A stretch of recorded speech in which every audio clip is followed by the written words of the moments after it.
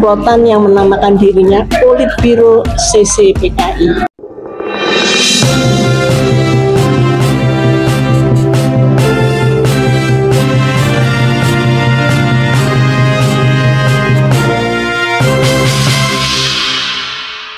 Itu agenda bapak saya.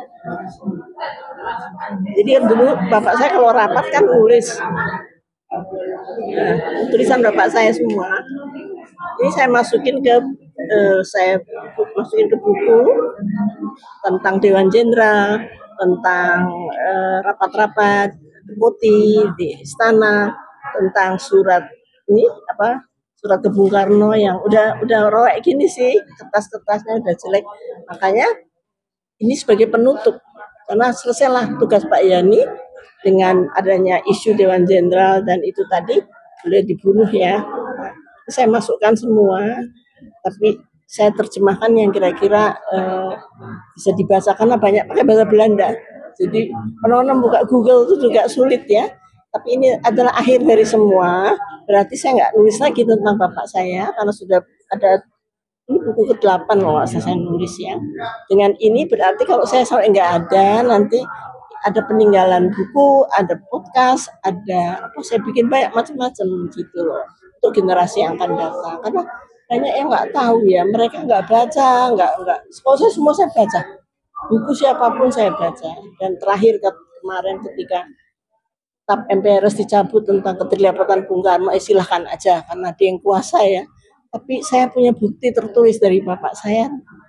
Apa yang beliau tuliskan di sini ke Bung Karno itu adalah bagi saya the truth ya, kebenaran. Jadi dalam buku ini menurut Ibu apa yang paling ada kesan Bu dalam buku ini? Dalam tulisan catatan dari nomor 1 tahun 1958 adalah ketika beliau memimpin operasi militer gabungan pertama darat laut udara melibatkan 65.000 pasukan. Tahu nggak beliau rapatnya di tetangga sebelah?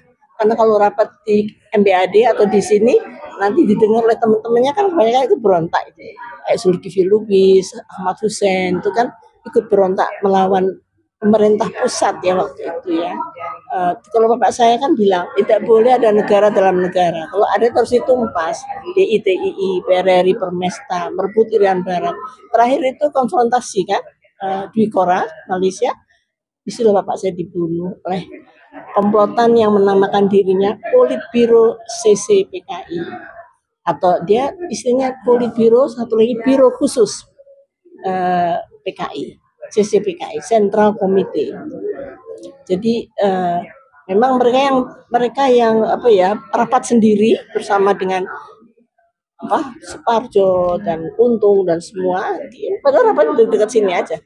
Bapak saya tidak tahu menahu soal itu. Dia hanya murni seorang prajurit yang mendapat tugas untuk melawan Malaysia. Ya. Dan pada saat itu begitu besar pengiriman pasukan ke Kaltara, Kalimantan Utara, di sini kosong. Itu yang ditunggu PKI, ditunggu DNID. Ketika Jakarta kosong, ada kata-kata di buku ini yang lebih baik mendahului daripada didahului. Itu kata-katanya DNID, tapi di agenda ada itu. Terus satu lagi yang Bung Karno sangat takut itu ketika Aljazair ada kudeta di Aljazair tahun 65. Dan Bung Karno sangat takut Angkatan Darat bapak saya akan mengkudeta beliau gitu loh.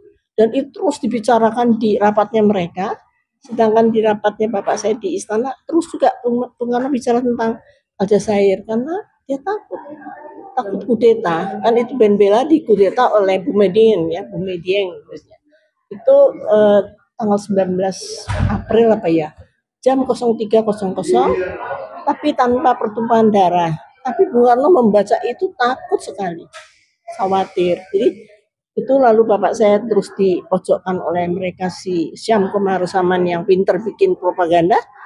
Lalu bapak saya nulis surat pada Bung Karno. Makanya saya tulis di terakhirnya supaya kita tahu bahwa terakhir itu bapak saya bilang bapak percaya bahwa Angkatan Darat akan ini dan itu. Ternyata makanya kalau bilang Bung Karno tidak terlibat nggak bisa karena memang ada di sini. Ini kan fakta sejarah ya.